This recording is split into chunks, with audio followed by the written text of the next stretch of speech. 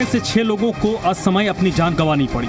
अब हादसे के बाद मामले में कार्रवाई भी शुरू हो गई है। पुलिस के मुताबिक इमारत ढहने की घटना के संबंध में दर्ज मामले में जांच के दौरान बिल्डिंग मालिक की भूमिका सामने आने के बाद उसको गिरफ्तार किया गया।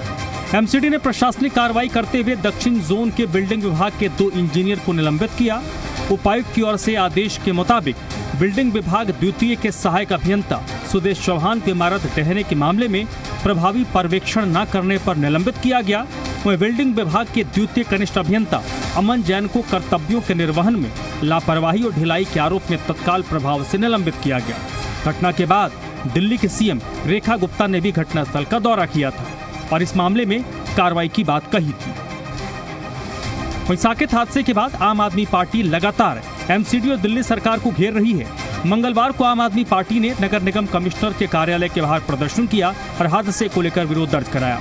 आम आदमी पार्टी ने मामले में जिम्मेदारी तय करने की मांग की। प्रदर्शन में शामिल आप के पार्षदों ने मामले में कठोर कार्रवाई की मांग की।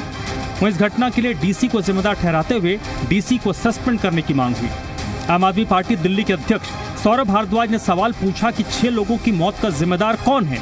सौरभ भारद्वाज ने एमसीडी पर गंभीर आरोप लगाते हुए पूछा कि 2015 में अवैध निर्माण की शिकायत की गई। एमसीडी ने नोटिस दिया लेकिन इमारत को ध्वस्त नहीं किया गया। 2021 में भी शिकायत और कार्रवाई के आदेश दिए गए लेकिन कार्रवाई नहीं हुई। जब ये बिल्डिंग बुक की गई तो इस बिल्डिंग के ऊपर कार्रवाई क्यों नहीं की गई? जब डीसी को एसएचओ द्वारा चिट्ठी लिख के कहा गया कि यहां पे इलीगल बिल्डिंग को ऊंचा किया जा रहा है, 2 फ्लोर बन रहे हैं, तो डीसी ने इस बिल्डिंग के ऊपर कार्रवाई क्यों नहीं की?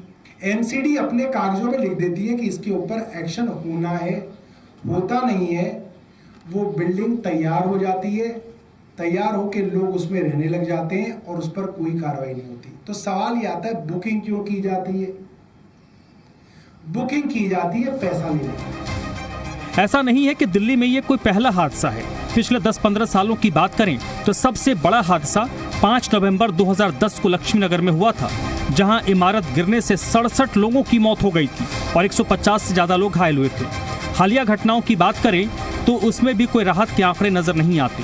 नेशनल क्राइम रिकॉर्ड ब्यूरो और फायर सर्विस के पिछले 5 साल के आंकड़े भी डरावने हैं। एक अनुमान के मुताबिक दिल्ली में हर साल औसतन करीब 100 से ज्यादा इमारत गिरने, दीवार गिरने या फिर इमारत का कुछ हिस्सा गिरने की घटना दर्ज होती है।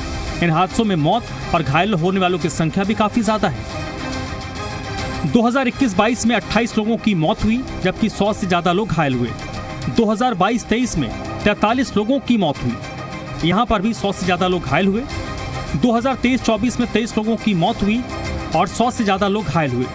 2024-25 में 32 लोगों की मौत हुई और 100 से ज्यादा लोग घायल होने की रिपोर्ट हुई।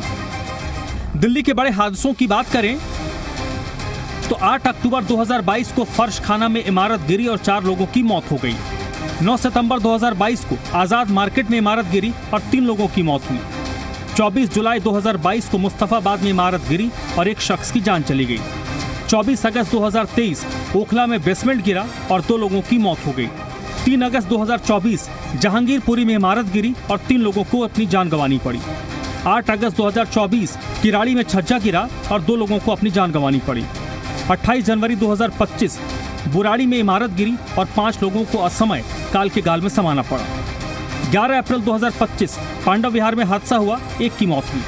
11 जुलाई 2025 मेट्रो खुदाई के दौरान इमारत गिर गई, 1 शख्स की जान चली गई। 29 जुलाई 2025 सिविल लाइंस में दीवार गिरी और 2 लोगों की मौत हो गई। 9 अगस्त 2025 जैतपुर में दीवार गिरी और 7 लोगों को अपनी जान गंवानी पड़ी। 10 अगस्त 2025 निजामुद्दीन में इमारत गिरी और 6 लोगों की मौत हो गई। 30 मई 2026 साकेत में हादसा हुआ और 6 लोगों को अपनी जान गंवानी पड़ी। राजधानी दिल्ली में लगातार हो रहे हादसे कई सवाल छोड़ रहे हैं। हर घटना के बाद महकमा रेस होता है और मामला शांत होने के बाद सब ठंडे पड़ जाते हैं और इंतजार होता है एक और हादसे की। आखिर इस पर लगाम कब लगेगी? क्या छोटे मोटे बाबुओं को लपेट लेने से घटनाएं थम जाएंगी? आखिर बड़े लोगों की जिम्मेदारी और जवाबदेही क्यों नहीं तय की जाती? ब्यूरो रिपोर्ट, जी मीडिया। तो चलिए चर्चा की शुरुआत करें। उससे पहले जो हमारे सवाल हैं उन सवालों पर नजर डाल लेते हैं, जिसमें सबसे पहला और प्रमुख सवाल है कि जो इमारतें गिर रही हैं, जो बिल्डिंग गिर रहे हैं, हादसे हो रहे हैं, इन हादसों का जिम्मेदार कौन है? ये पहला प्रश्न है। दूसरा सवाल है कि हादसों पर जिम्मेदारी तय क्यों नहीं होती।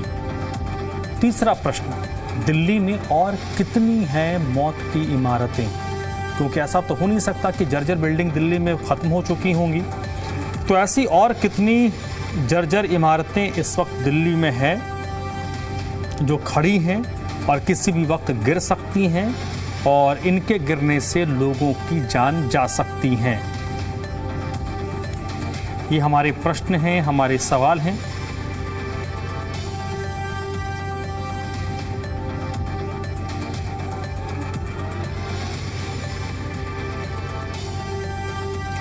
और चलिए सीधे रुख करते हैं अपने मेहमानों का जिस वक्त मेरे साथ जुड़ चुके हैं। पहले उनसे आपका परिचय करवा देते हैं। नीरज तिवारी जी हैं, प्रवक्ता भारतीय जनता पार्टी के, जिस वक्त मेरे साथ जुड़े हैं। विष्णु पांडे आम आदमी पार्टी के प्रवक्ता भी इस वक्त मेरे साथ जुड़ चुके हैं। और मृगेंद्र चौधरी राजनीतिक विश्लेषक हैं, इस वक्त मेरे साथ जुड़े हैं। आप तीनों का बहुत बहुत स्वागत। थोड़ी देर में कांग्रेस पार्टी के भी नुमाइंदे जुड़ेंगे। सबसे पहले नीरज जी आपसे शुरू करता हूं। बीजेपी, कांग्रेस, आम आदमी पार्टी सबके टेन्योर में हादसे हुए। अब कोई ये नहीं कहेगा कि इनके टेन्योर में 6 हुआ तो हमारे में तो 2 ही मरा था। जान एक की भी जाए जान जाती है, जिसके घर का जाता है उसको दर्द का असली पता होता है। तुम आंकड़ों में नहीं जाएंगे कि इस साल इतना मरा, इस साल इतने मरे। 5 साल का डाटा हमने दे दिया और पिछले 15 साल का भी आंकड़ा हमने दिया, जो पिछले 15-16 साल में मुझे याद आया। जो सबसे बड़ा हादसा लक्ष्मीनगर में हुआ था 2010 में, जिसमें 67 लोगों की मौत हुई थी और 150 से ज़्यादा लोग घायल हुए थे। उसके बाद क्रमशः इस तरीके की घटनाएं हो रही हैं। सवाल मेरा यह है सर कि जब घटनाएं होती हैं, अभी साकेत में हादसा हुआ, पूरा विभाग, पूरा सिस्टम रेस हो गया, लेकिन 2-4-5 दिन के बाद सब पुराने ढर्रे पर आ जाएंगे। फिर इंतजार होगा एक हादसे का, जगह नई होगी, आंकड़े नए होंगे, लेकिन घटना होगी। इतनी लाइटली चीजों को हमारा सिस्टम, हमारा प्रशासन क्यों लेता है और क्यों घटना होने के बाद उसी तरीके से 24/7 12 महीने रेस के मोड पर नहीं रहता। नीरज तिवारी जी, देखिए, आपने जो सवाल किया, उसका पहला जो सवाल आपने किया कि जिम्मेवार कौन है, तो मैं पूरी जिम्मेवारी के साथ इस बात को आपको बता रहा हूं कि दिल्ली में जो भी बिल्डिंग गिरने की घटना होती है, उसमें जो भी हताहत हो रहे हैं, सबसे दुखद बात है। क्योंकि और ये इसके पूरी तरह से जिम्मेवार पिछले 27 सालों की सरकार है। हमारी ये 1-1.5 साल की सरकार नहीं है जिम्मेवार। इसको समझना चाहिए, क्योंकि 27 सालों में इन लोगों ने इलीगल कंस्ट्रक्शन करवाया, अनऑथराइज्ड कॉलोनियां बसाई, उसके अलावा फ्लोर एक्स्ट्रा बनवाया और सारे पैसों का खेल हुआ, जिसमें पिछले 27 साल की सरकार की और उनके मंत्री, उनके मुख्यमंत्री की क्या भूमिका है मैं नहीं बता सकता हूं, लेकिन उनके मंत्री की पूरी तरह भूमिका है। और इस जिम्मेवारी से ये पीछे नहीं हट सकते हैं और ये नहीं कह सकते हैं कि भारतीय जनता पार्टी की 1.5 साल की सरकार में कोई बिल्डिंग बना हो और कोई गिरा हो। इसलिए पूरी तरह से इनको जिम्मेवारी लेनी चाहिए, आरोप प्रत्यारोप से ऊपर उठ के। और हमारी सरकार इस चीज पर काम कर रही है कि आने वाले समय में कोई भी बिल्डर, क्योंकि दिल्ली में जो बिल्डर कंसेप्ट है वो ऐसा नहीं है नोएडा और ग्रेटर नोएडा या गुड़गांव वाला डीएलएफ बना रहा हो या कोई और बड़ी बड़ी कंपनियां बना रहा हो। दिल्ली में जब आप देखेंगे तो वो बिल्डर है जो मैक्सिमम कोई 25 गज में 3 फ्लोर 4 फ्लोर बना दे रहा है, कोई 50 गज में बना दे रहा है, कोई 70 गज में बना दे रहा है। और उनको किस तरह से ये अलाउ हो रहा है, उनका प्लिंथ कितना होना चाहिए, कितने पिलर दे रहे हैं कि नहीं, ये चीज जांच करने का विषय जो पिछली सरकार थी। देखिए, ये प्रैक्टिकल बात है। ये कोई नहीं कह सकता है कि 1.5 साल की सरकार ने बिल्डिंग बनवा दी और बिल्डिंग गिर भी गया और लोग उसमें हताहत भी हो गए। इसलिए जो मेरी गलती है, जो मेरी सरकार की जिम्मेवारी है, उसको मैं पूरी तरह से उसको स्वीकार करूंगा कि उस जांच में अगर कमी आती है और जांच में पनिशमेंट नहीं दिया जाएगा आने वाले समय में, तो मैं उसकी जिम्मेवारी लेने के लिए तैयार हूं। लेकिन ईमानदारी पूर्वक ये 27 साल की सरकार, चाहे वो कांग्रेस पार्टी की हो या आम आदमी पार्टी की हो, इन लोगों के मंत्री को मैं पूरी तरह से इसके लिए जिम्मेवार मानता हूं और इनके सिस्टम को जिम्मेवार मानता हूं कि इस तरह के बिल्डिंग को इन्होंने कैसे बनने दिया और किस परिस्थिति में बना, ये आप भी जानते हैं, हम भी जानते हैं। उन लोगों की जांच। लेकिन सर ये बताइए नीरज जी, अगर पिछले 16-17 सालों में 2 साल के गैप को निकाल दें, क्योंकि प्रथम दृष्टया सरकार के साथ साथ एमसीडी का रोल आता है, एमसीडी में अगर पिछले 16, 17, 18 सालों में 2 साल का गैप निकाल दें तो ज्यादातर टाइम तो बीजेपी ने वहां पर रूल किया। तो ऐसा नहीं है कि अगर वो बंदर बांट हुआ है पैसों का तो आपके लोग उसमें सहभागी नहीं रहे होंगे? आप देखिए, एमसीडी की जो भूमिका होती है, आप इसको पूरी तरह से डिफाइंड रूप में आप समझिए कि एमसीडी की क्या भूमिका होती है। लेकिन मुख्य भूमिका जो दिल्ली सरकार है और दिल्ली सचिवालय है और उसका जो भवन निर्माण मंत्रालय है उनकी होती है। किसी भी राज्य में जो शहरी विकास मंत्रालय होता है या भवन निर्माण मंत्रालय होता है, ठीक है, मैं मानता हूं, अब बिल्डिंग गिरेगा तो आप काउंसलर को दोषी देंगे लेकिन सरकार को नहीं देंगे।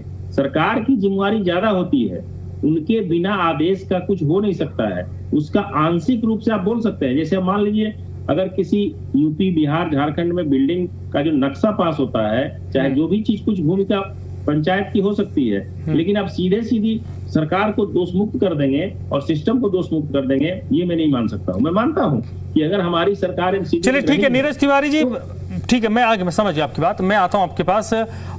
विष्णु पांडे जी, मैंने शुरुआत में कहा कि मैंने पूरा पिछले 5 साल का और पिछले 5-7 साल में कब कब बड़ी घटनाएं हुई, कितने लोगों की जान गई, वो डाटा दे दिया, आंकड़ा दे दिया। जो हमारे दर्शक हैं वो उन आंकड़ों को देख रहे होंगे, मैं उस पर नहीं जाता।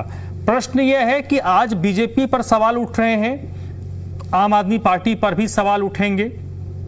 कांग्रेस पार्टी हालांकि लंबे वक्त से रूल में नहीं है वो, लेकिन बहुत ऐसी बिल्डिंग है जो उनके दौर में भी बनी होंगी, लेकिन जिस वक्त बनी होंगी वो मजबूत रही होंगी, नहीं रही होंगी, आज वो बिल्डिंग पुरानी हो गई होंगी। आखिरकार क्यों नहीं ऐसे मामलों पर जो सख्ती होनी चाहिए वो सख्ती दिखती है? अभी साकेत में हुआ, मुझे पता है कि अगले 5-7 दिन, 10 दिन, 15 दिन खूब सारा विभाग रेस में रहेगा, चालान होंगे, नोटिस दिए जाएंगे, लेकिन जैसे ही 5-10 दिन गुजरेगा सब कुछ सामान्य हो जाएगा। धर्मराज जी, ये पूरी दुनिया जानती है, पूरा देश जानता है, पूरी दिल्ली जानती है कि दिल्ली में कोई भी बिल्डिंग हो, चाहे वो 50 गज की हो, चाहे वो 500 गज की हो, बिना एमसीडी के अधिकारियों के परमिशंस के, बिना उनके नजरअंदाज के नहीं बन सकते। ये बिल्कुल क्लियर है। और डीडीए के बिना, क्योंकि दिल्ली में लैंड जो है वो एमसीडी और डीडीए के पास है, जो उनको मॉनिटरिंग करती है। बिल्कुल क्लियर है। तो जब 2007 से 2022 तक 15 साल अगर एमसीडी में बीजेपी ही रही है, तो ऐसे संभव ही नहीं हो सकता कि उनके अधिकारियों और बीजेपी की मिली भगत ना हो। अगर ये कहते नीरज जी यहाँ पे कि अनऑथराइज्ड कंस्ट्रक्शन हो गया, तो उन एमसीडी के ऑफिसर्स और उनके जो काउंसलर्स और उनके मेयर की मिली भगत ना हो, ये संभव ही नहीं है। इनको थोड़ा ज्ञान की कमी, इनको थोड़ा पढ़ के आई है, पहली बात। दूसरी बात, मात्र 2 साल इसी बनाए हुए गिरोह को तोड़ने के लिए जब एमसीडी में हमारी बहुमत आया, हमारा मेयर बनने नहीं दिया था इन्होंने। क्यों नहीं बनने दिया? क्योंकि अच्छा खासा सिंडिकेट बना हुआ इनका, 15 साल का पुराना सिंडिकेट, ऑफिसर्स का, मेयर्स का, बीजेपी का, ठीक है, बना हुआ है। और इसके लिए एमसीडी भी जिम्मेवार नहीं है, इसके डीडीए भी जिम्मेवार नहीं है, इसके लिए पुलिस भी जिम्मेवार है अमित शाह जी, गृह मंत्री और एलजी साहब। एमसीडी रिपोर्ट किसको करती है? एमसीडी रिपोर्ट करती है होम मिनिस्ट्री को। 2015 के बाद सीधी सी बात है, नोटिफिकेशन था, और एलजी को करती है। अब आप एक चीज सोचिए, साकेत जैसे हादसे में हम इस तरीके से बोल के कि सिस्टम जिम्मेवार है, सिस्टम जिम्मेवार नहीं है। आपके मेरे बीच घर में सिस्टम वोट मांगने नहीं आता है, भाजपा आती है, हम लोग आते हैं, तो जिम्मेवार तो हम लोग होंगे अगर वो चीज होगी तो। बिल्कुल ठीक बात है। तो इसका मतलब क्या है, अगर 15 साल से अगर वहां पे एमसीडी में बीजेपी है, वर्तमान में भी 2 टर्म बीजेपी का चल रहा है, ये पूरा का पूरा सिंडिकेट चला रहे हैं बैठ के यहाँ पे। आप एक चीज सोचिए, एक डीसी के पास ऑलरेडी कंप्लेन देता है, एसएचओ कंप्लेन देते हैं साकेत के ऊपर, डीसी कोई कार्रवाई नहीं होती है। आप क्या सोच सकते हैं, एक कोर्ट में गलत हलफनामा दे दिया, किसके उसमें दिया? पैसे का इतना खासा चल रहा है, वो कौन मिली भगत है? आप एक 2 साल 1.5 साल से है, वर्तमान में 2026 में ही अभी कोर्ट में हलफनामा दिया गया, गलत दिया गया। अरे अब 1.5 साल के मैं इसी बिल्डिंग की बात कर लेता हूँ। तो ये पूरा जो ऑर्गेनाइज सेक्टर बना के बैठे हैं बीजेपी वाले, ठीक है, क्यों? क्योंकि इसी ब्रेक के चक्कर में इन्होंने ना हमारा मेयर बनने दिया और ना स्टैंडिंग कमेटी को प्रॉपर चलने देते हैं लोग। एमसीडी में बना हुआ लैंडर माफिया चला रहे हैं आराम से बैठ के। आज बताइए, आपने जूनियर को, जो ग्राउंड स्टाफ होता है उसको सस्पेंड कर दिया, आपने डीसी पे कार्रवाई क्यों नहीं करी? भाई जिनके पास डीसी की हिम्मत कैसे हुई फाइल दबा देने की? अगर दिल्ली के अंदर G+3 है हर जगह, तो 15 साल में एमसीडी के अधिकारियों ने कैसे G4 बनने दिया? इसका जवाब तो देना पड़ेगा भाजपा को। भाई वोट में इलेक्शन मांगने वोट मांगने जाती है बीजेपी, मेयर बनता है बीजेपी का, और सिस्टम जिम्मेवार कैसे हो जाएगा इस चीजों के लिए? सिस्टम के थोड़ी आप बहाने छोड़ दोगे। जिम्मेवार तो आज तो जिम्मेवारी लेनी पड़ेगी अमित शाह जी को, आज तो एलजी को भी लेनी पड़ेगी जिम्मेवारी। ठीक है, ऐसे हादसे हुए हैं। ठीक है, मृगेंद्र चौधरी जी, मैं सीधे पॉइंट पे आता हूं जी। आदेश भारद्वाज भी हमारे साथ जुड़ गए हैं। आदेश जी, बहुत बहुत स्वागत सर आपका, आपके पास आता हूं। उससे पहले मृगेंद्र जी, दिल्ली में जो लगातार हादसे हो रहे हैं, बिल्डिंग्स गिर रही हैं, इन हादसों का जिम्मेदार कौन है? क्या किसी की जवाबदेही तय होती है? ये हमारा मूल प्रश्न है जी। इन हादसों के 3 जिम्मेवार हैं। एक तो बिल्डिंग का मालिक, जो उसका मालिक रहता है, दूसरा जो है एमसीडी डेफिनेटली है, तीसरा जो है इंजीनियर, जिसने, अगर बिल्डर है, बिल्डर ने बनाया है, ठेके पे दिया है, तो ये 3 लोग हैं डेफिनेटली। देखिए, मैं उस पॉइंट पे नहीं जाऊंगा कि भी यहाँ पर इन्होंने सीलिंग जो है ब्रेक की है कि 3 फ्लोर बनाने, 4 बनाने हैं। आपने देखा होगा गुड़गांव में भी है, नोएडा में भी है, मल्टी स्टोरी बिल्डिंग बनी हुई है, और फॉरेन में तो 100 स्टोरी की बिल्डिंग बनी हुई है। दिक्कत कहाँ पे? इंजीनियरिंग डिजाइन में। अगर आपने 3 या 4 मंजिली बिल्डिंग बनाई है भाई साहब, तो उसमें अर्थक्वेक का रिस्क फैक्टर लेकर के आपको सरिया हिसाब से डालना पड़ता है। आपका जो सीमेंट है वो भी अमाउंट में होना चाहिए, रेता बजरी सीमेंट प्रॉपर प्रोपोर्शन में होना चाहिए। अब इस बिल्डिंग में क्या हुआ है? इस बिल्डिंग में ये क्यों गिरी है भाई? इसके जो कॉलम थे, इसके जो बीम थे, उसमें इतनी ताकत नहीं थी कि वो 5 से 6 जो है फ्लोर का वजन उठा सके। उन्होंने कंस्ट्रक्शन स्टार्ट करी, ओवरलोडिंग हुई, बिल्डिंग कोलैप्स कर गई। अब गलती किसकी है? अगर मालिक ने ठेकेदार को काम दिया है, तो मालिक ये श्योर तो करे ना कि भाई वो जो नक्शा बना के काम कर रहा है, मेरी बिल्डिंग सर्वाइव करेगी, या ठेकेदार ने लिमिट लगाएगी कि आप 3 फ्लोर इस पे बना सकते हो, अगर आप चौथा बनाओगे तो गिर सकती है। तो क्यों बना रहा है? अगर वो बना रहा है तो उसकी गलती है। दूसरा, अगर मालिक ने कॉन्ट्रैक्ट को दिया है प्रॉपर, तो ठेकेदार ने अगर कहीं कमी पैसे बचाने के चक्कर में गलत माल डाल दिया तो उसकी भी अकाउंटेबिलिटी। तीसरा, एमसीडी का ऑफिशियल जो है भाई, वो चेक नहीं करते टाइम टू टाइम कि जो बिल्डिंगें बन रही है, आप सिर्फ फ्लोर तो चेक कर रहे हो कि 3 से 4था फ्लोर नहीं बना, आप ये चेक कर रहे हो कि भाई जो फ्लोर बनाए जा रहे हैं, क्या वो अर्थक्वेक रेजिस्टेंट स्ट्रक्चर है कि अगर भूकंप आता है वो गिरेगा नहीं गिरेगा? ये भी आपकी जिम्मेवारी होनी चाहिए।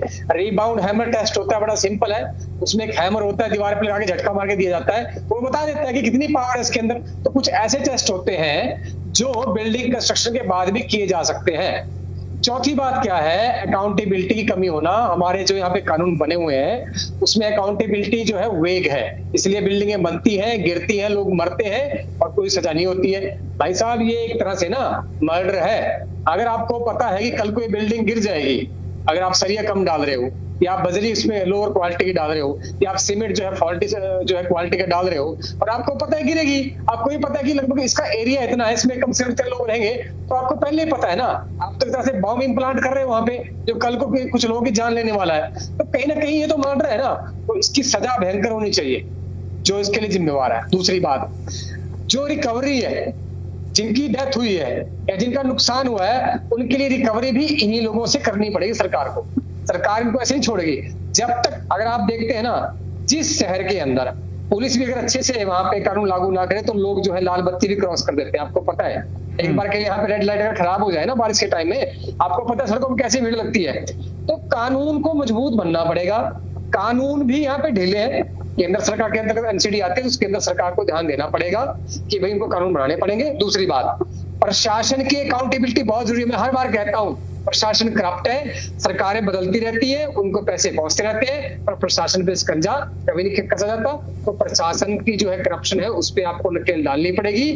इसमें सरकार अकाउंटेबल है, प्रशासन अकाउंटेबल है, और ओनर और बिल्डर और मतलब जिसकी जो बिल्डिंग है मालिक है वो ये सब अकाउंटेबल है। इन सब की अकाउंटेबिलिटी हमें लिखित कानून में तय करनी पड़ेगी और उसको जमीन पर लागू करना पड़ेगा, वरना ये सब ऐसे ही होता रहेगा। इसमें कोई आप देखना, इसमें कोई जो है चेंज नहीं आने वाला है जी। ठीक है, कांग्रेस पार्टी के प्रवक्ता हमारे साथ जुड़े हुए आदेश जी। मैंने आप लेट आपने ज्वाइन किया सर, मैं पिछले कुछ सालों का आंकड़ा देख रहा था। शीला जी की सरकार थी जब एक सबसे दर्दनाक हादसा हुआ था लक्ष्मी नगर में, जो आंकड़े मैंने देखे 67 लोगों की उस हादसे में मौत हुई थी। और उसके बाद पिछले साल से अब तक देखें तो कई हादसे हुए, जिस कहीं पर 5 लोगों की मौत हुई, कहीं पर 7 लोगों की मौत हुई, कहीं पर 4 लोगों की मौत हुई, अब ये साकेत में 6 लोगों की मौत हुई है। हर हादसे के बाद हम कहते हैं कि अब ऑल इज वेल होगा, अब सब कुछ ठीक हो जाएगा, लेकिन फिर थोड़ा सा ब्रेक लगता है, फिर एक नया हादसा हो जाता है, फिर वही बातें दोहराई जाती हैं। मूल कारण क्या है सर कि दिल्ली में बिल्डिंग्स गिरने के हादसे थम नहीं रहे? पिछले 5 साल का मैं डाटा देख रहा था, किसी साल में दीवार गिरने से, छज्जा गिरने से, बिल्डिंग गिरने से कभी 40 लोगों की मौत हुई है, कभी 25 लोगों की मौत हुई है, कभी 32 लोगों की मौत हुई है, और घायलों की संख्या तो सैकड़ों में है। क्यों ये हादसे हो रहे हैं? धर्मराज जी, वास्तविकता ये है कि किसी भी शहर के लिए टाउन प्लानिंग डिपार्टमेंट होता है, वो लोगों का असेसमेंट करता है कितने लोग इस शहर में रहते हैं और इनके रहने की व्यवस्था कैसे की जाएगी, जिसके लिए हम एक मास्टर प्लान बनाते हैं। मास्टर प्लान 221 था, भारतीय जनता पार्टी की सरकार आ गई, एक कदम भी उस मास्टर प्लान पे नहीं चली, उसको 241 पे लेके चले गए। तो ये अगर मैं सच में अगर कहूं तो इसका फेलियर सिर्फ और सिर्फ भारतीय जनता पार्टी है। अब उदाहरण के रूप में मैं आपको कहना चाहता हूं कि अजय माकन यूडी मिनिस्टर थे, रेड्डी साहब यूडी मिनिस्टर थे, कमलनाथ जी रहे। हमने दिल्ली के अंदर जगहों को चिन्हित किया, दिल्ली के अंदर नया मास्टर प्लान लेके आए और जिसके अंदर 50 लाख लोगों के रहने की व्यवस्था की और सेक्टर वाइज उसका आइडेंटिफिकेशन किया, कहाँ से सड़कें होंगी, कहाँ से पानी होगा और कहाँ पे ये बलसवा और गाजीपुर जैसे लैंडफिल साइट है, ऐसी साइटें दोबारा ना बने, उसके लिए 30 से ज्यादा इस शहर के अंदर आइडेंटिफाई की हुई है। दुर्भाग्य से ये हुआ कि भारतीय जनता पार्टी की सरकार आ गई और उन्होंने कहा कि हम 100 स्मार्ट सिटी बनाएंगे, लेकिन जैसे भी सिटी थे उससे भी बदतर हालत में आ गए। अब इन शहरों का पानी भी रात का नहीं निकलता और डूब जाने से लोगों की मृत्यु हो जाती है। ये इन्होंने दिल्ली के लिए नहीं, हिंदुस्तान के लिए ये इनकी उपलब्धि रही है भारतीय जनता पार्टी की। इसलिए मेरा ये अनुरोध है कि सरकार को तुरंत मास्टर प्लान के ऊपर काम करना चाहिए। शीला दीक्षित जी का आपने नाम लिया, शीला दीक्षित जी ने दिल्ली के अनऑथराइज्ड कॉलोनी को चिन्हित किया और 1739 कॉलोनियों की बाउंड्री लाइन तय की और उन्हीं लोगों से बाउंड्री लाइन तय कराई थी कि यहाँ से आगे अब जो है ये हद नहीं बढ़ेगी, लेकिन इसके बाद जो लोग आएंगे उनको कैसे एकोमोडेट करेंगे। तो उनके लिए 50 लाख मकानों का प्रोविजन मास्टर प्लान में किया गया और 48,742 मकान शीला दीक्षित जी ने राजीव रतन आवास योजना के तहत दिल्ली के अलग अलग कोनों में बनाए, जिसमें से अब प्रधानमंत्री जी ने इस चुनाव से कुछ दिन पूर्व कालका जी के लगभग 3000 फ्लैट जो सुभाष चोपड़ा और राहुल गांधी जी ने जिनका इनॉग्रेशन किया था वो अलॉट किए और अशोक विहार के अंदर यूडी मिनिस्टर अजय माकन थे, जो अशोक विहार में फ्लैट दिए गए वो भी अजय माकन जी के द्वारा शुरू किए गए थे। और अभी भी दिल्ली के अंदर लगभग 45,000 मकान बने हुए खंड। अगर आप चाहें तो हमारे दिल्ली प्रदेश कांग्रेस कमेटी के अध्यक्ष देवेंद्र यादव जी हैं, उनकी विधानसभा में 7,242 मकान बने हुए हैं, खंडर हो गए हैं। लेकिन केजरीवाल जी की सरकार ने और ना ही भारतीय जनता पार्टी की सरकार ने जो गरीबों के लिए बनाए थे, जिन लोगों के लिए बनाए थे, एक भी व्यक्ति को उनमें ले जाके नहीं बसाया। ये अंतर है कांग्रेस और बीजेपी के काम करने में।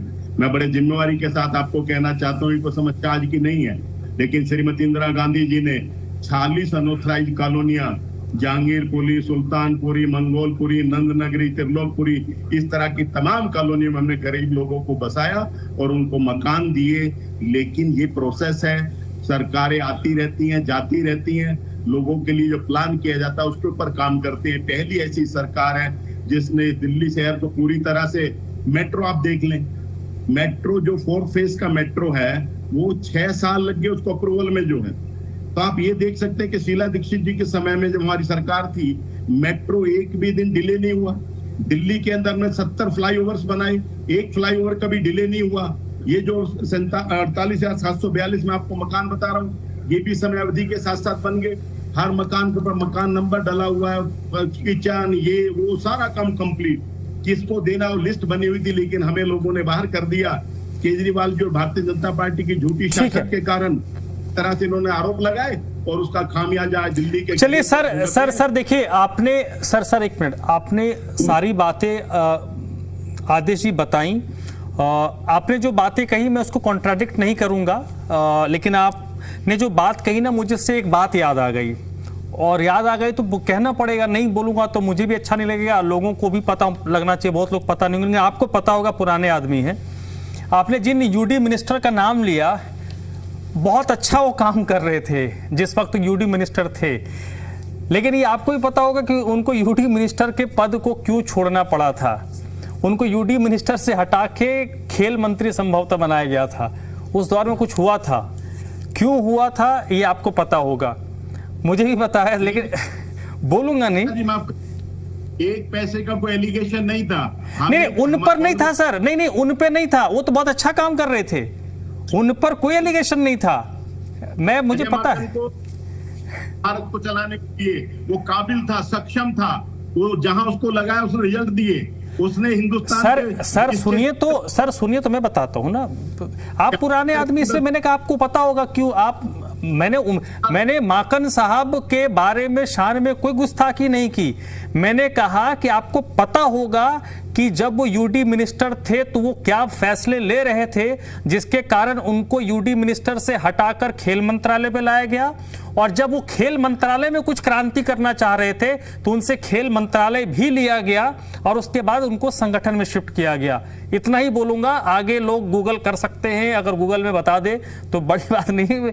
लेकिन आरोप नहीं था, एक आदमी नई पीढ़ी को तैयार कर रहे थे, उसमें कई ऐसे लोग थे जो हमेशा वो आपका पक्ष है ना सर, वो आपका पक्ष है। मुझे पता है कि उनको पहले यूडी मिनिस्ट्री में जब अच्छा काम कर रहे थे तो वहां से उनको खेल मिनिस्ट्री, और खेल में जब कुछ अच्छा करने की कोशिश की तो उनको संगठन में क्यों भेजा गया। विषय वो नहीं है, विषय वो है जिस मुद्दे पर हम बात कर रहे हैं। नीरज जी, क्या आज की तारीख में एक सवाल, मैंने जो रिपोर्ट हमने दिखाया अपने दर्शकों को, उसमें एक सवाल हमने पूछा था, दो सवाल में मोटे तौर पर, कि दिल्ली में अभी इस तरीके की कितनी इमारतें हैं जो इस स्थिति में है को कभी भी गिर सकती हैं। और अभी मानसून आने वाला है, मानसून में तो ज्यादातर जो घटनाएं होती हैं वो मानसून के दौरान होती है, जब हवाएं तेज चलती हैं, आंधी चलती है, बारिश जब लगातार 2-3 दिनों तक होती है तो पुरानी बिल्डिंग्स गिरती हैं। तो क्या इस तरीके की कितनी बिल्डिंग दिल्ली में है, क्या उनको चिन्हित किया गया, उस पर क्या एक्शन हो रहा है, और क्या इस स्थिति में प्रशासन है, जो सरकार है, एमसीडी है, जो दावा करे कि अब बिल्डिंग गिरने से कोई मौत नहीं होगी? देखिए, ये जो आपने सवाल किया उसके पहले मैं एक बात बता देना चाहता हूं कि जो इन्होंने गिनाया कि वजीरपुर, मंगोलपुरी, नागलोई जाट और किरारी बुरारी हर जगह उन्होंने मकान बनाया, साथ साथ ये भी गिना देते कि सैनिक फॉर्म भी इन्हीं के शासनकाल में हुआ है। कांग्रेस के शासनकाल में सैनिक फॉर्म भी बनाया गया है जो फॉरेस्ट के लैंड में बना है, और हमको लगता नहीं है कि वहाँ कोई भी देश के ऐसे किसी भी विभाग के रजिस्ट्रार वहाँ नहीं रहते होंगे। तो ये भी गिनाना चाहिए साथ में कि सैनिक फॉर्म जो फॉरेस्ट का लैंड है वो भी कांग्रेस के रीजन में ही बनाया गया, वहाँ कभी बिल्डिंग नहीं गिरता है, ये ध्यान रखिएगा। नर्मदा, दूसरी चीज, फॉरेस्ट कॉलोनी है, सर सैनिक फार्म दूसरी दुनिया है, वो दिल्ली नहीं है। नहीं, इन्हीं के रीजन में बना है ना। तो मंगोलपुरी, वजीरपुर, किरारी, बुरारी, नागलोई गिना दिए इन्होंने, लेकिन वो कभी नहीं गिनाते हैं, ये लोग कभी नहीं गिनाएंगे कि नहीं हमारे रीजन में ही बना है और हमने ही बनवाया है, ठीक है ना। ये इसलिए मैं नॉलेज के लिए, जनता जो देख रही होगी, मैं बता रहा हूँ। दूसरी आपने जो बोला कि जो विषय है कि क्या ये चिन्हित हो चुका है कि कितनी बिल्डिंगें हैं जिन पर खतरा है। देखिए, मेरी सरकार ने, आदरणीय मुख्यमंत्री रेखा गुप्ता जी ने एक क्लियर आदेश दे दिया है डिपार्टमेंट को कि आप चिन्हित कीजिए कि कितने बिल्डिंग है जिस पर मतलब 40% से ज्यादा खतरा है, अकॉर्डिंग टू जो सिस्टम है, इंजीनियरिंग सिस्टम, उसके अनुसार उसका सर्वे करने का आदेश दे दिया गया है और बहुत जल्द उसका रिजल्ट आएगा। और जो भी 40, 60, 50% से ऊपर खतरे की घंटी वाली बिल्डिंगें होगी, चाहे वो अनऑथराइज्ड कॉलोनी में हो, चाहे वो ऑथराइज कॉलोनियों में हो या कहीं भी हो, उस पर हम लोग इसके लिए कार्रवाई करने के लिए सरकार टीम बनाने जा रही है। और हमको उम्मीद है कि इस बरसात तक तो नहीं, लेकिन आने वाले कुछ महीनों में, चाहे वो 4 महीना नहीं हो, सर 6 महीना के अंदर। देखिए नीरज जी, मसला वो नहीं है, मैंने ये कहा ना कि अगर आप गंभीरता से काम करेंगे तो पहले जो 50% डैमेज है उस पे तो लेट कार्रवाई होगी, लेकिन जो 90% 80% जो डैमेज है, बिल्कुल बिल्कुल। एक बिल्डिंग मुझे याद आती है इधर मजनू का टीला की तरफ जब हम जाते हैं तो जो मेन रोड है वहां पर एक मेन रोड पे ही बिल्डिंग है। वो बिल्डिंग देख के ही लगता है पता नहीं कि कब की वो गिरने वाली है। अभी मैं रिसेंट उधर गया था तो मुझे दिखा था। ऐसी कई बिल्डिंगें हैं, आप कई बिल्डिंगें दिखी। और सबसे बड़ी चीज ये जो ज्यादातर जो बिल्डिंग्स हैं सर, एक रिपोर्ट वो भी मैं पढ़ रहा था कि जो ज्यादातर जो हादसे होते हैं वो उस दिल्ली में होते हैं जो पुरानी बसी हुई दिल्ली है, जो ज्यादा घनी आबादी जहां पर है, पतली संकरी गलियां हैं, जो पुराने बसावट जिनके, वहां पर ज्यादा इस तरीके की बिल्डिंग्स हैं। नहीं, ऐसा नहीं है। पुरानी दिल्ली जो आप बोल रहे हैं ना, जो बहुत पहले, जैसे चांदनी चौक हो गया और करोल बाग एरिया हो गया, या फिर आप उधर जाते हैं केशवपुरम वगैरह, तो ऐसा नहीं है कि पुरानी दिल्ली जो है कहने वाले उसमें हो रहा है। अभी जो नई विदाउट मतलब जो सिस्टम का जो लॉ है या जो मतलब इंजीनियरिंग का रूल है उसके आधार पर नहीं बनने के कारण बिल्डिंगें, तो आजकल कई बिल्डिंगों को मैं उदाहरण आपको दे सकता हूं जो ऐसे बिल्डर बना के दे रहे हैं जो 10 साल भी नहीं चल पाएगा, और लोग मजबूरी में ले रहे हैं उस चीज को। इस पर भी हमें ध्यान देना होगा। ऐसा नहीं कि पुरानी केवल 50 साल 40 साल बिल्डिंग है। और मुझे जहां तक लगता है कि ये सबसे ज्यादा अनऑथराइज कॉलोनी में हो रहा है, और इसका सबसे ज्यादा शिकार जो हो रहे हैं बाहर से आए हुए लोग हो रहे हैं। वो अपना गाढ़ी कमाई का पैसा, पसीना बहाया हुआ पैसा देते हैं, और ये जो छोटे मोटे बिल्डर हैं ये सबसे ज्यादा नुकसान पहुंचा रहे हैं, और कोई किसी तरह की मजबूती उसमें होती नहीं है। मैं ये बताना चाहता हूं, आपने जो बताया 90%, देखिए 90% तो बहुत डेंजरस रेंज में जाता है। और जो टीम बनाई गई है, 4 कैटेगरी बांटा गया है, ABCD 4 कैटेगरी में माननीय मुख्यमंत्री जी ने इस चीज को बांटा है कि आप जो सबसे खतरनाक बिल्डिंग है उसको तुरंत उस पर कार्रवाई कीजिए और अविलंब उसको ब्लॉक किया जाए और उनके रहने का व्यवस्था किया जाए। उसी तरह से मैंने जो आपको बताया कि 40% से ऊपर जो भी डेंजरस रेंज में है उस पर टीम बन रही है, और इसका सर्वे हम लोग जल्दी करके, मैं ये नहीं बोलता कि तुरंत हम करने जा रहे हैं 2 महीना के अंदर कोई बिल्डिंग नहीं गिरेगी, क्योंकि मैं झूठा वादा नहीं करता हूं, लेकिन हाँ मेरी सरकार की प्राथमिकता है और माननीय मुख्यमंत्री रेखा गुप्ता जी ने इसको बहुत ठीक है सर, मैं आता हूं आपके पास मैं आता हूं सर। देखिए दिल्ली के मुख्यमंत्री का आपने जिक्र किया, तो मुख्यमंत्री से जुड़ी एक बड़ी अपडेट आ रही है। मुख्यमंत्री रेखा गुप्ता ने बुराड़ी में आज औचक निरीक्षण किया है। सीएम रेखा गुप्ता दिल्ली में लगातार कई जगहों पर इससे पूर्व भी निरीक्षण कर चुकी हैं। आज वो बुराड़ी में थी, और आदेश जी भी जो हमारे मेहमान है वो भी बुराड़ी क्षेत्र से ही संभवतः आते हैं, बार बार जिक्र आता है। बुराड़ी का उन्होंने औचक निरीक्षण किया है, जहां पर DTO और वाहन निरीक्षण इकाई और ATS का सीएम ने जायजा लिया। नागरिक सुविधाओं की स्थिति की उन्होंने समीक्षा की है, और जो भी मुख्यमंत्री को कमियां नजर आई हैं उन कमियों को तत्काल सुधार करने का निर्देश दिया है, और जो काम चल रहा है उन कार्यों को समय सीमा पर पूरा करने का निर्देश दिया गया है। सीएम ने कहा है कि लोगों को बेहतर सुविधा दी जाएगी, जो भी कमियां हैं उन कमियों को दूर किया जाएगा, और लापरवाही पर जवाबदेही तय करके कार्रवाई भी होगी। तो चलिए एक बार फिर से अपनी चर्चा की तरफ लौटते हैं। आदेश जी, आप कुछ कह रहे थे सर, आपके इलाके में सीएम गई थी आज? मैं यही कह रहा था कि इसी जोन की डिप्टी चेयरमैन एक महिला ने पत्र लिखा पार्टी के अध्यक्ष को, और उन्होंने कहा कि चेयरमैन साहब ने धमकाया, मेरे पति को भी उल्टा सीधा कहा, मुझे भी धमकाया, और जब मैंने उनको किसी काम के लिए रोकने के लिए कहा तो उन्होंने कहा 70 लाख रुपए देके चेयरमैन बनाऊं। ये तो ऑन रिकॉर्ड है, रिटर्न में शिकायत है। ये भ्रष्टाचार चरम सीमा पे है, जिसका जीता जागता ये उदाहरण है। लेकिन इन सब के पीछे एक बड़ा कारण दिल्ली में मास्टर प्लान का समय से ना होना। आपने आप कहा कि मुख्यमंत्री जी आज बुराड़ी गई, मुख्यमंत्री जी को बुराड़ी में कुछ दूर और आगे चलने के लिए कहा गया, उन्होंने अपने काफिले को वहीं से रोक नहीं माना। लोग चाहते थे बुराड़ी के मेन रोड की हालत देखें, वो सिर्फ जहां से मेट्रो का उद्घाटन हुआ था वहां तक गई, बिल्कुल आरटीओ है।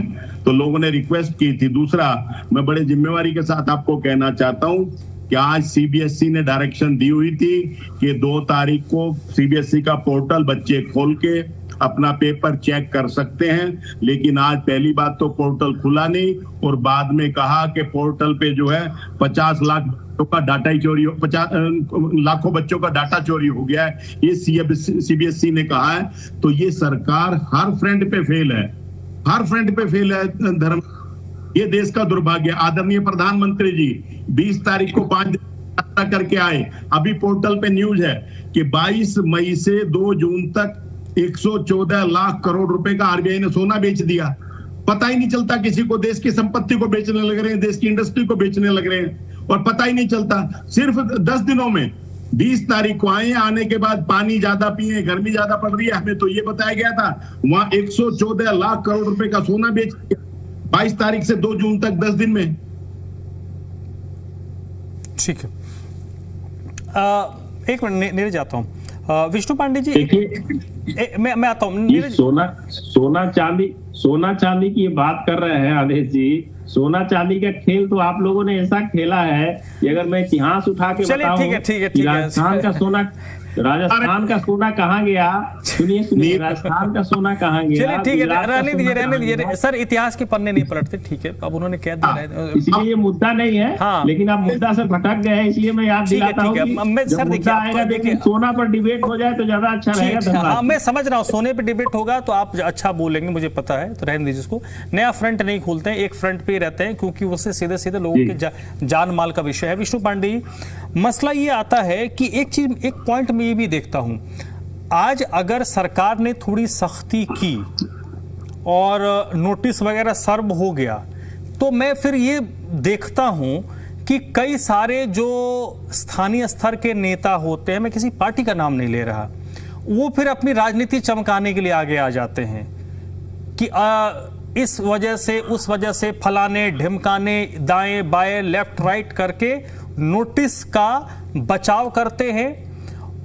तो एक स्थिति तो बन जाए कि अगर कोई बिल्डिंग डैमेज है, खराब है, स्थिति है कि वो गिर सकती है, कोलैप्स हो सकती है, धाराशायी हो सकती है, अगर उसको नोटिस जाए, उस पर कोई राजनीति ना हो, कोई सियासत ना हो।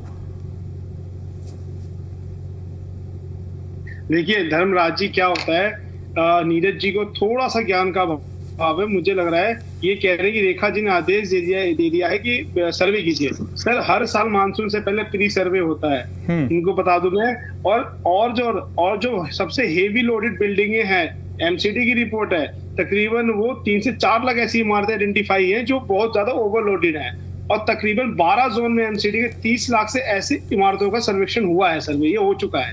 और उस रिपोर्ट पे क्या कार्रवाई हो रही है, ये अब ये हाथ से बात सरकार जगती है। परेशानी ये है, कहीं पे भी कोई काम होता है, किसी सोसाइटी में कहीं पे कंस्ट्रक्शन होती है, कॉलोनी में होती है, उसमें पड़ोसी कंप्लेन करते हैं, वो आदमी पहुंच जाता है वहां के पार्षद के पास, बीजेपी के पार्षद के पास, वहां से फोन आ जाता है अधिकारी। तो नेता जितने भी हैं बीजेपी के, ये आपस में सब मिले हुए हैं और बढ़िया सिंडिकेट ये लोग चला रहे हैं बैठ के इलीगल कंस्ट्रक्शन का। बिल्कुल ये हाल है कि बीजेपी ने 15 साल में हर लैंडर रेट सेट कर दिया है।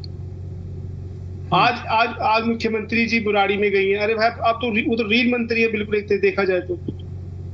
आज क्यों जा रहे हो? क्योंकि वो तो सर्वे की रिपोर्ट तो पहले ही आ चुकी है कि 3 से 4 लाख ऐसी इमारतें हैं जो बिल्कुल ओवरलोडेड है। उनका जो स्ट्रक्चरल ड्राइंग है वो अप टू मार्क है ही नहीं बिल्कुल भी।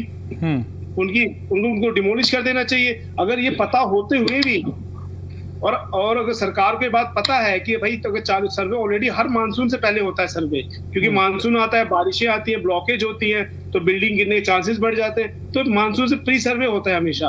वो सर्वे हो चुका है, और उसके बावजूद भी अगर सरकार काम नहीं कर रही है और 1.5-2 साल हो चुके सरकार को, तो जिम्मेवार कौन हुई? जिम्मेवार बीजेपी की सरकार हुई, जिम्मेवार डीसी हुई है। सर, अभी बिल्कुल उनकी ही जिम्मेदारी जवाबदेही है, लेकिन मैं ये कह रहा हूं कि कल को अगर नोटिस सर्व हो, घर सरकार की तरफ से खाली करवाया जाए, तोड़वाया जाए, तो उस पर कोई राजनीति तो नहीं होगी ना। मसला यह है कि लोग राजनीति करने के लिए आगे आ जाते हैं। सर देखिए, एक बात बताइए, अगर किसी चीज की परमिशन ही नहीं है, मैं आपसे पूछ रहा हूँ, किसी चीज के बाय नॉर्म्स और बाय लॉ हैं, तो उसको आप ओवरटेक कैसे कर सकते हो? तो कोई भी ओवरटेक नहीं कर सकता। अगर वो ओवरटेक हो रहा है, इसका मतलब पूरी मिली भगत है, 60 घाट है, ये तो किसी की लेवल पे है। अगर आप सोचे, वही तो बोल रहा हूँ, अगर 15 साल में बीजेपी में कंस्ट्रक्शन बढ़ा है, बढ़ी ना। अगर एमसीडी के साथ 60 घाट थी बीजेपी लोगों की, उनके मेयर की, तभी तो इतना कंस्ट्रक्शन बन चुका है। बात तो यही हो रही है, और किसकी हो रही है यहाँ पे? ठीक है, नहीं ऐसा तो नहीं हो सकता ना कि जितनी बिल्डिंगें बनी है वो 5 साल पहले बनी है, 10 साल पहले बनी है। कुछ बिल्डिंग तो 25 साल 30 साल पुरानी भी हो सकती है, लेकिन आज अगर वो जर्जर स्थिति में है और वो नहीं तोड़ा जा रहा है, नहीं नोटिस दिया जा रहा, अगर उसको नोटिस नहीं दिया जा रहा, सर्व हो रहा है, और अगर सर्व हो रहा है तो उस पर एक्शन नहीं हो रहा, तो सीधे सीधे एमसीडी जहां पे बीजेपी रूलिंग है उनकी जिम्मेदारी जवाबदेही है। सरकार आज इनकी है तो इनकी जिम्मेदारी है, 5 साल 10 12 साल आपकी सरकार है तो आप लोगों की जिम्मेदारी थी।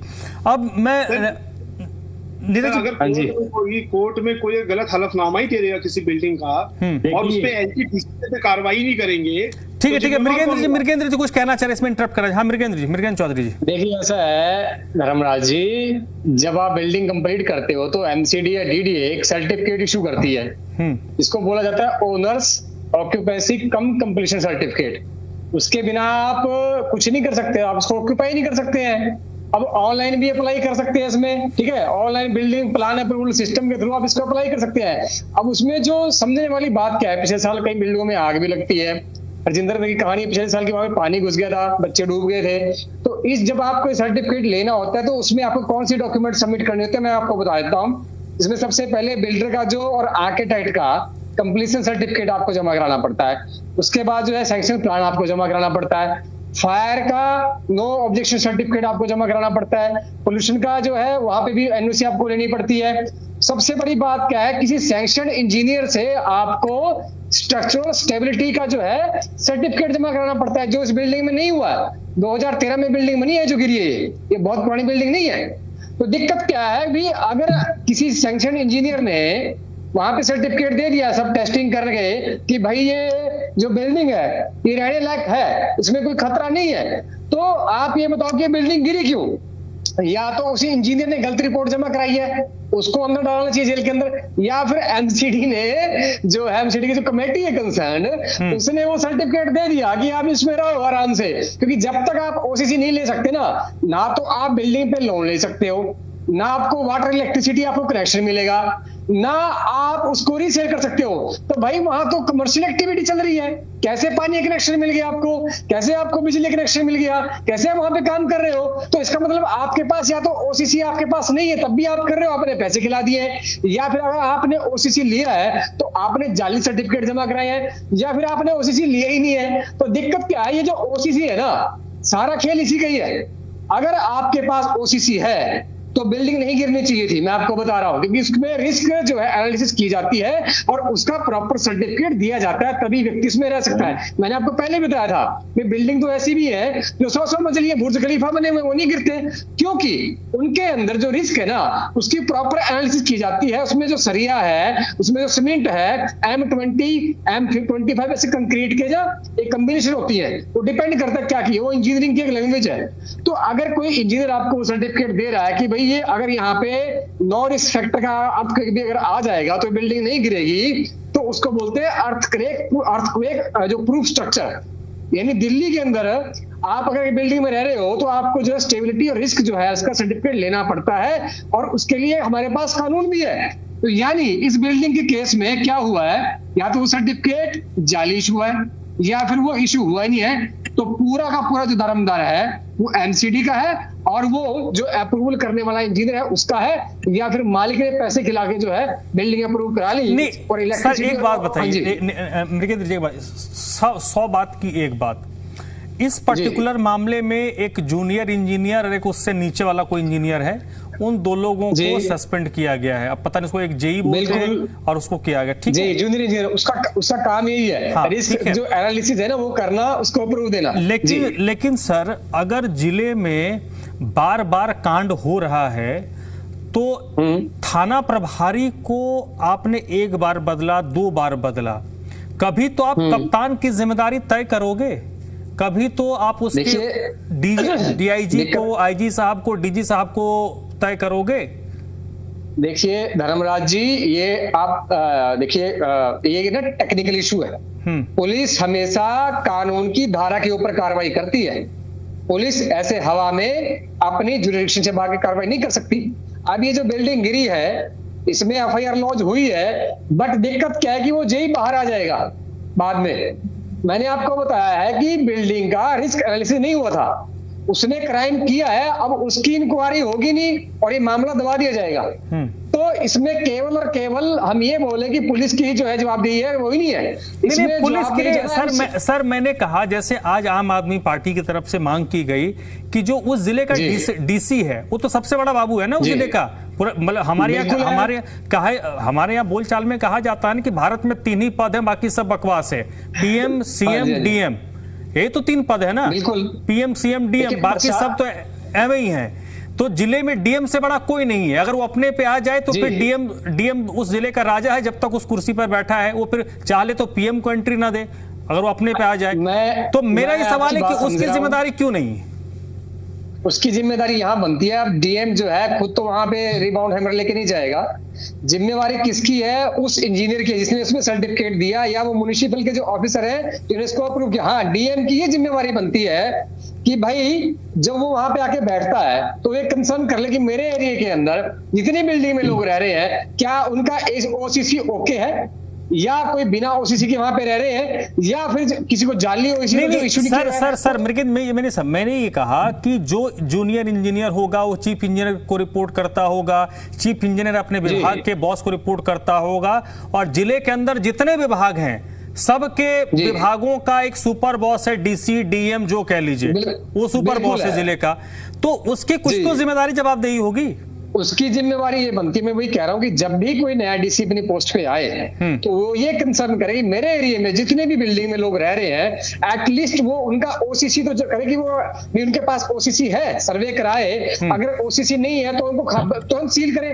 बिल्डिंग इसमें लिखा हुआ है, अगर ओसीसी नहीं होगा ना सर, तो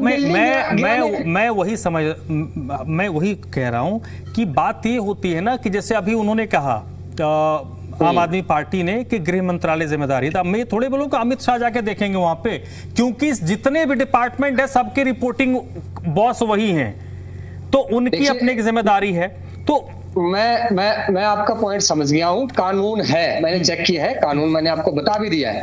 कानून के लागू होने में समस्या और लागू करना डीसी। चलिए सर, ठीक है। नीरज तिवारी जी जल्दी, 1 मिनट है सर, कुछ कहना चाह रहे हैं नीरज तिवारी जी? हाँ जल्दी, समय देखिए जो आप लोगों का अभी कन्वर्सेशन हो रहा है, जहां तक मैं समझ रहा हूं कि जो भी एक्सपर्ट हैं वो बोल रहे हैं दिल्ली के लिए जो चीजें, जैसे एसओएस की उन्होंने बात करी, दिल्ली में 15 गज में भी लोग मकान बनाए हैं 25 गज में भी मकान बनाया है, उसमें कहीं भी इस सर्टिफिकेट का न जिक्र है और न ये सर्टिफिकेट लोग लेते हैं। क्या बात कर रहे हैं आप? एमसीडी की साइड पे है, रेफरेंस दूं आपको मैं? पिछली बार जब आम आदमी पार्टी की सरकार 25-26 गज की बात नहीं होती भाई साहब। सुन तो लीजिए, नहीं मैं काउंटर करूंगा जब उनके तो उन्होंने एक विधेयक लाया कि 40 से 50 गज तक इसकी जरूरत नहीं पड़नी चाहिए, लेकिन वो लागू नहीं हो पाया। तो इनकी सोच ये थी, सुनिए मैं बता रहा हूँ, ताकि जो चीजें है ना, आप बोल रहे हैं ठीक है, आप यहाँ बैठ के हम लोग जो भी डिस्कशन कर लें कि ये होना चाहिए, कंक्रीट इतना मिलना चाहिए, उसमें डस्ट इतना होना चाहिए, हाइट इतना होना चाहिए, इसका प्लिंथ इतना होना चाहिए, लेकिन एक्चुअल स्थिति पर जमीनी चीजों को डिस्कशन करके जब तक आप इम्प्लीमेंट नहीं करेंगे, ये सब हम लोग यहाँ करते रहेंगे और मकान गिरता रहेगा। ये मेरा मानना है। ठीक है, मैं धर्मराज को करना चाहूंगा क्लियर को, जल्दी जो मैंने आपको बात करी है कंक्रीट की, वो इंजीनियरिंग का मैटर है। जो ओसीसी है वो जमीनी स्तर की नहीं सर, ठीक है मृगेंद्र जी, आप अपने पॉइंट पे ठीक है। मृगेंद्र देखिए, आप जो बात कर रहे हैं, मैं आपको अभी मेरे पास कुछ तरीके का आंकड़ा है, मैं आपको क्योंकि मैं बहुत बड़ा तो दिल्ली के लीगलिटीज का जानकार हूं नहीं, तो मैं आपको बोलूंगा सही हो गया था। ठीक है मैं मूल प्रश्न ये पूछ रहा हूं मैं, ठीक है आदेश जी 30 सेकंड। मेरा मूल प्रश्न ये है कि कोई रोड पर बने हुए मकान को, ठीक है सर, मैं समझ गया ओसीसी सबके लिए वैलिड है। चले, अरे सर ओसीसी बीसीसी डीसीसी में नहीं जाते, रहने दीजिए, उससे मुझे मतलब नहीं है। मेरा कंसर्न सर ये है कि अगर कोई जिले का डीसी है, उसको ये अधिकार दिया गया कि तुम मालिक हो, तो एक विभाग है जिसमें कमिश्नर बैठता है, सचिव रैंक का अधिकारी बैठता है, कि तुम इस डिपार्टमेंट के बॉस हो, तुम कलम घिसोगे तो इस पूरे रीजन में भूचाल आ जाएगा, जमीन ऊपर चल जाएगी, ऊपर वाला जमीन नीचे आ जाएगा। उनकी जिम्मेदारी जवाबदेही क्यों नहीं तय होती ऐसे हादसों को लेकर? उन पर एक्शन क्यों नहीं होता? क्योंकि उसी विभाग के, उसी डिपार्टमेंट के तो आप सुपर बॉस बने हुए हो, आप तनख्वाह लेते हो, आप सारी सुविधाएं लेते हो उसी चीज के लिए। धर्मराज जी, वास्तविकता ये है कि हमने टास्क फोर्स बना रखी थी, डिस्ट्रिक्ट वाइज जो है हर डिस्ट्रिक्ट में टास्क फोर्स थी, वो मॉनिटरिंग करती थी और कहीं ना कहीं अंकुश भी लगा था, ऐसी बात नहीं है। और उसी के तहत हमने 2007 में बाउंड्रियां तय की, बहुत सारी चीजें हुई, लेकिन सच्चाई ये है कि दिल्ली की मुख्यमंत्री न चला के कोई और चला रहा है। आदरणीय मुख्यमंत्री कभी कभी सच बोल देती हैं और उन्होंने स्वयं ये कहा कि मेरे सामने तो फाइल आ जाती है, मैं वहीं अंगूठा लगा देती हूँ। तो ये अंगूठा जो ऐसे ही लगा देते हैं तो फिर ऐसे ही लोगों के साथ जातियां होती। चलिए ठीक है, अब ठीक है, मैं समझ गया। पांडे जी लूंगा, मैं आता हूं, मैं आखिर में आपके पास आऊंगा, आपके आखिर में आपको मौका पक्का दूंगा। विष्णु पांडे जी, ऐसे मामले में जब तक ऊपर के लोगों की जिम्मेदारी जवाबदेही तय नहीं होगी, मुझे लगता है घटनाएं नहीं थमेंगी, क्योंकि वो जब उनकी जिम्मेदारी जवाबदेही तय होगी, वो नीचे वालों को डंडा मारेंगे, तब नीचे वाले सुधरेंगे और फिर ग्राउंड पर काम होगा। देखिए, ये बात वही तो कह रहा हूं मैं, अगर कोर्ट में हलफनामा गलत दे दिया तो डीसी है, कमिश्नर है, जब तक उन पे गाज नहीं गिरेगी, मैं कह रहा हूँ एक डीसी और एक कमिश्नर के ऊपर गाज गिरा दीजिए, आप नीचे के सारे बाबू ठीक हो जाएंगे। मैं कह रहा हूँ भाजपा आज अपने मेयर पे एक्शन ले ले, सारे के सारे पार्षद ठीक हो जाएंगे। कोई बीजेपी पार्षद मीडिएटर बन के काम करेगा, अपने पार्षद को और जो उस पे काम। चलिए ठीक है सर। हाँ, अब नीरज जी जल्दी से बात 10-20 सेकंड में खत्म कीजिए। आपको छोटा सा उदाहरण दे रहा हूँ। सरोजनी नगर एक मार्केट है दिल्ली में, सरोजनी नगर एक मार्केट है जहां पर जो आवंटित हुआ था दुकान वो 60 गज हुआ था, लेकिन सारे दुकान जितने भी 400 दुकानें हैं वो लगभग 125 गज तक पहुंच चुके हैं वो लोग। लेकिन कब तक किसी ने ध्यान नहीं दिया पिछले 27 सालों में। और वहां रेडी लगाने वाले को ये दुकानदार कहते हैं कि नहीं आप गलत हैं, लेकिन वो 60 गज से और वो 125 गज एक्सटेंड कर लिए, तो पिछले 27 सालों में उन दुकानदारों पर क्यों नहीं कार्रवाई हुई? आज हमारी सरकार आई है तो सर्वे करा रही है, तो देखा जा रहा है कि इस तरह की परिस्थिति इन लोगों ने बनाया है। चलिए सर, देखिए सर्वे हो अच्छी बात है, लेकिन मूल प्रश्न जहां से हमने शुरू किया था वहीं पर आता हूं कि दिल्ली में इस वक्त कितनी